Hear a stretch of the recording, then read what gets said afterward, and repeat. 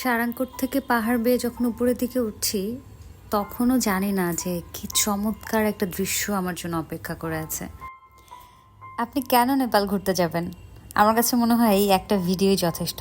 হিমালয়ের সেই শুভ্রতা, বিশালতা এত তীব্রভাবে আকর্ষণ করে, কাছ থেকে না দেখলে, না উপভোগ করলে সেটা আসলে বোঝা সম্ভব নয়।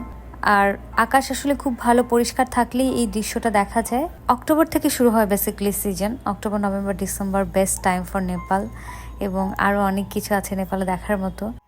যেহেতু নেপালে যাওয়ার জন্য আসলে ভিসার কোনো প্রয়োজন নেই, ওখানে অন অ্যারাইভাল, সুতরাং খুব শর্ট টাইমে ডিসিশন নিয়েও নেপাল চলে যাওয়া যায়। আমি চাই এই সিজনটা একদমই মিস করবেন না যারা ভ্রমণ পিপাসু আছেন। আর মেয়েরা যারা সিঙ্গেল ট্রিপ করতে চাও কিন্তু প্রপারলি তোমাদের পছন্দ মতো ট্যুরমেট পাচ্ছ না, ফিমেল পার্টনার পাচ্ছ না, বান্ধবীরা রাজি হচ্ছে না, কলিগরা যেতে চাইছে না, তারা হিট করো গো গার্লস গ্রুপে। আশা করি সেখান থেকে খুব ভালো ট্যুরমেট পেয়ে যাবে। চলো একসাথে ঘুরে আসি।